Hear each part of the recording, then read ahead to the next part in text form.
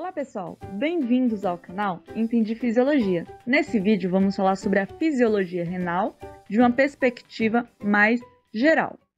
Embora a função mais conhecida e poderia dizer que mais importante dos rins seja a filtração do plasma sanguíneo, os rins, juntamente com a glândula suprarrenal, realizam o controle do volume sanguíneo ou volemia, além das concentrações de substâncias, por meio da filtração do plasma sanguíneo, seguido da reabsorção ou excreção, de acordo com as necessidades corporais, tornando desse modo um mecanismo muito eficiente para manter a homeostasia do ser.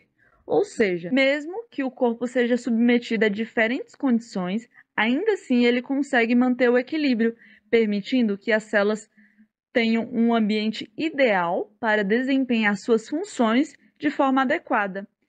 Para isso, considerando que o ser humano tem em média 3 litros de plasma sanguíneo, são filtrados 180 litros de plasma durante 24 horas. É como se todo o nosso plasma passasse pelos rins 60 vezes para ser depurado. E desses 180 litros filtrados, 99% são reabsorvidos de volta para a circulação sanguínea e apenas 1% excretado em forma de urina, resultando em uma diurese de aproximadamente 1,8 litros dia. Vale destacar que esse filtrado é livre de proteínas e hemácias. Quais são essas funções de maneira mais detalhada? A excreção de metabólitos e substâncias químicas, que consiste nos fármacos, toxinas, metabólitos hormonais e outras substâncias como os resíduos nitrogenados, que consistem na ureia, vindo do metabolismo dos aminoácidos, creatinina, da creatina muscular, ácido úrico dos ácidos nucleicos e produtos finais da degradação da hemoglobina, como o urobilinogênio ou bilirrubina. Regulação do equilíbrio hidroeletrolítico através do ganho e excreção de água e eletrólitos. Ou seja, toda vez que você ingere uma quantidade maior de água e eletrólitos, consequentemente você irá excretar mais dessas substâncias na urina. Ou se você ingere uma quantidade menor, irá eliminar uma menor quantidade dessas substâncias. Com a regulação do equilíbrio hidroeletrolítico, o organismo também regula a osmolaridade dos líquidos corporais, que é a relação entre a concentração de solutos. Esses solutos podem ser o cloreto, potássio, hidrogênio, magnésio, íons fosfatos e solvente, que o principal solvente consiste na água. Os rins também realizam um controle da pressão arterial através da excreção de sódio e água na urina e, consequentemente, a diminuição do plasma sanguíneo, secreção de hormônios ou substâncias vasoativas, como a renina. Dessa forma, a pressão irá aumentar ou diminuir de acordo com a regulação renal e as necessidades corporais.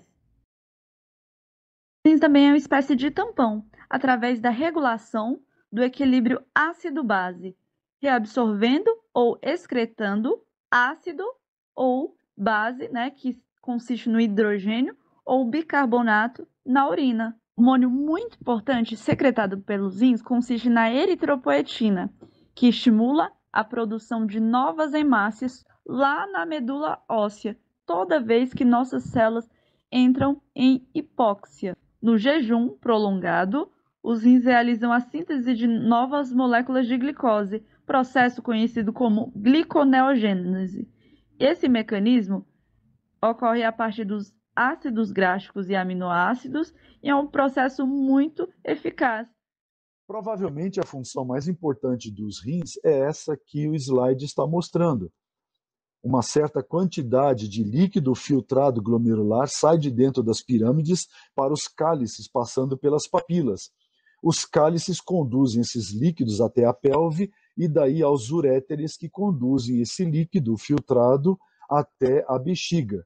E aí então nós temos o enchimento da bexiga. Uma das consequências da baixa ingestão de água e, consequentemente, da baixa produção de líquido a partir dos cálices, a partir das pelves e para os uréteres, é a formação do que nós conhecemos com o nome de cálculo renal.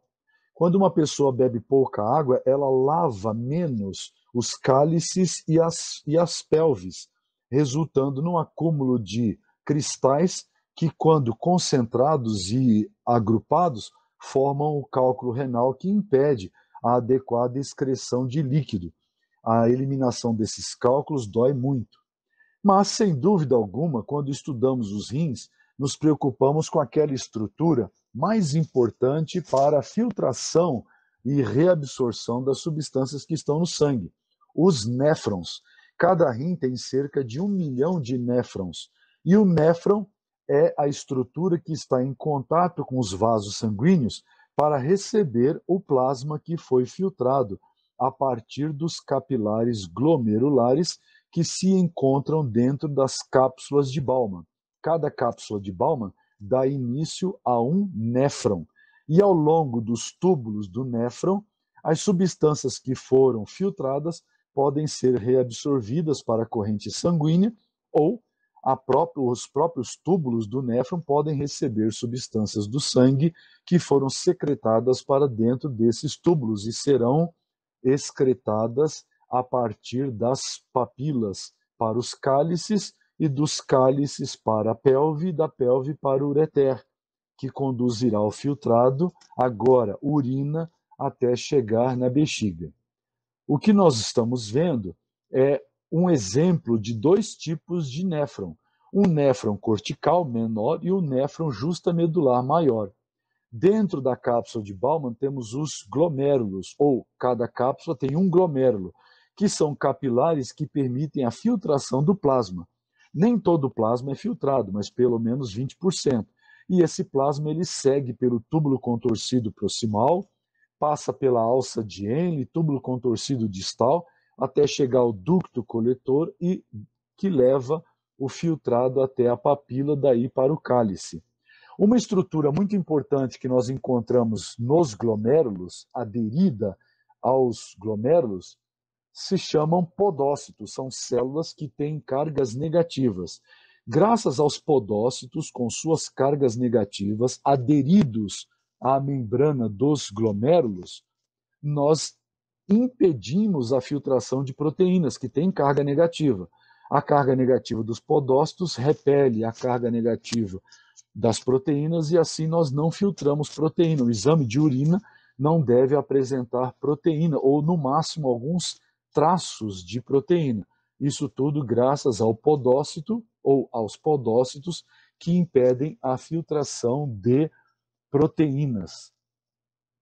Nessa animação, nós estamos vendo que de dentro dos capilares glomerulares saem apenas sais minerais e água.